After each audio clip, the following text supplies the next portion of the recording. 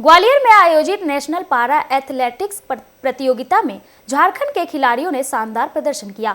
कठिन परिस्थितियों और सीमित संसाधनों के बावजूद खिलाड़ियों ने अपने जज्बे से 13 पदक जीतकर राज्य का मान बढ़ाया। इनमें 2 गोल्ड, 2 सिल्वर और 9 ब्रॉन्ज शामिल है। शॉट पुट में रोहन रविदास ने गोल्ड मेडल जीतकर झारखंड का नाम रोशन किया। इस सफलता पर पैरालंपिक एसोसिएशन अध्यक्ष जटाशंकर चौधरी ने खुशी जताई।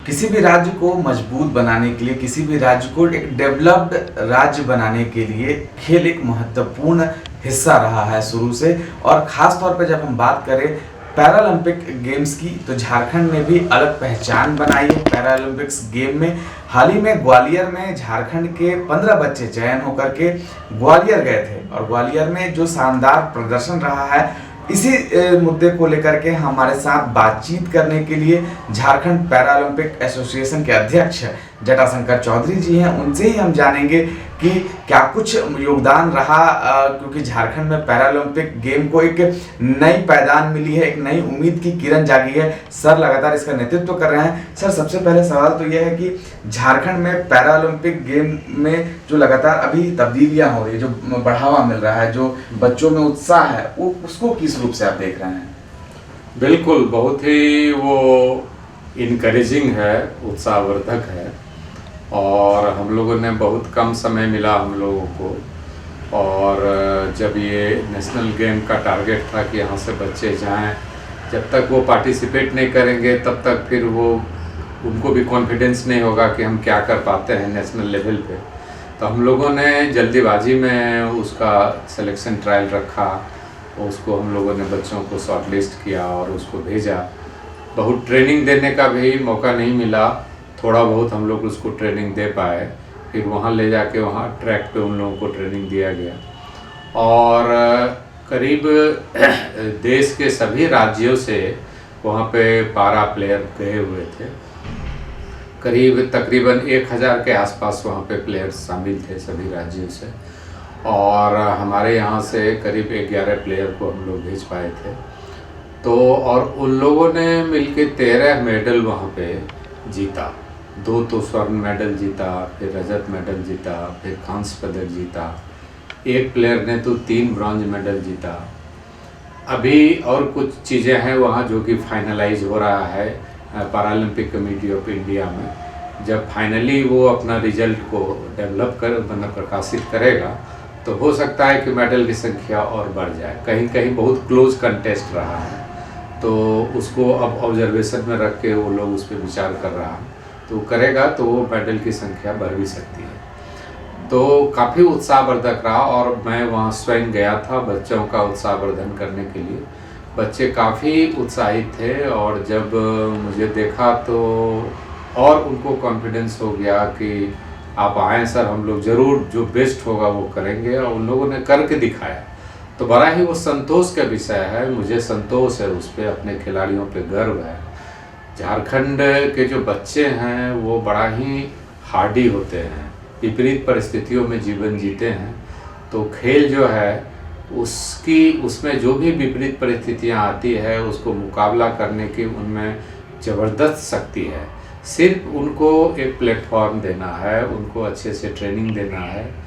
मैं वहाँ पे गया था और वहाँ पे जो Atal Bihari Vajpayee training centre for disability sports है, उसके डायरेक्टर से भी मैंने बात की और वहाँ की सुविधाओं को मैंने देखा। वहाँ पे बड़ी अच्छी सुविधा है, करीब 34 एकड़ के कैंपस है और उसमें पारा स्पोर्ट्स की सभी सुविधाएं वहाँ पे उपलब्ध है। तो उस तरह की सुविधा हमारे राज्य में अभी नहीं है। जो भी सुविधा है वो सामान्य खेलों के लिए, पारा स्पोर्ट्स को देख के अभी इसमें कोई काम नहीं हो पाया है।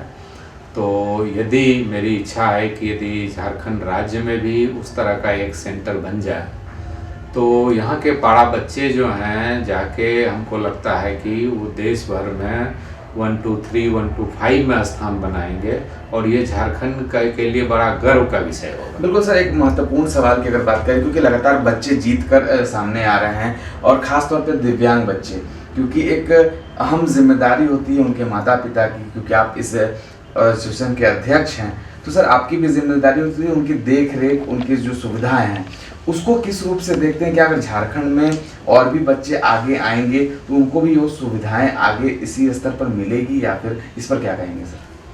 बिल्कुल, हम लोग अभी अपने स्तर से जो भी हम लोग कर पाते हैं, जैसे इसी गेम में भेजना है, तो हम जो हमारे खेल निदेशक है उसको धन्यवाद देंगे कि मैंने उनसे कहा और उन्होंने सभी बच्चों को ट्रैक सूट उपलब्ध कराया। चूँकि ट्रैक सूट उपलब्ध कराना जरूरी था, क्योंकि झारखंड का लोगो नहीं रहेगा तो झारखंड की क्या पहचान होगी देश स्तर पे। तो मैंने कहा, उन लोगों उन्होंने मेरी बात मानी और सभी को ट्रैक सूट उपलब्ध कराया। फिर बच्चों को कैसे एंट्री फी देना है 1000 रुपया पर बच्चे, प्लस उसको ट्रेन का किराया है, आने जाने का, खाने का है। तो मैंने फिर एक यहाँ पे समृद्धि कंपनी है, उनके मालिक से मैंने निवेदन किया कि आप कुछ पैसे दे दो भाई उनको भी, दिव्यांग बच्चों के लिए। उन्होंने मेरी मदद की और उन्हीं के पैसे से हम उनको वहाँ पे एंट्री फी जमा कर पाए और उसको आने जाने का किराया दे पाए। और बच्चे बड़ा ही अच्छे से गए। हम लोगों ने 2 कोच रखा था और चूँकि कुछ बच्चियाँ भी गई थी तो महिला कोच अलग से रखा था ताकि बच्चियों को कोई परेशानी नहीं हो। टीम मैनेजर थे, तो हमारे कोच, टीम मैनेजर जो भी गए थे उन लोगों ने बड़ी भूमिका निभाई। 4-5 दिन के अंदर ही लगातार बच्चों को ट्रेन करते रहे और उस ट्रेनिंग को और बच्चों के कॉन्फिडेंस को हम लोग सफलता में बदल पाए।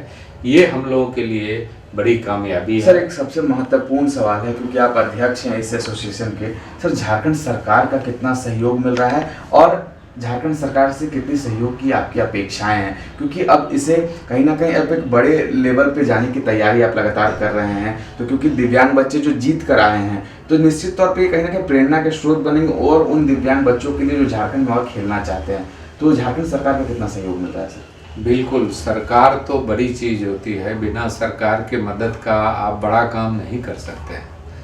तो सरकार का तो निश्चित रूप से हमको आशीर्वाद चाहिए और समर्थन चाहिए दिव्यांग बच्चों के लिए। बिना उसके हम थोड़ा थोड़ा काम तो किसी से संसाधन जुटा करके कर सकते हैं, लेकिन बड़ा काम हम नहीं कर पाएंगे।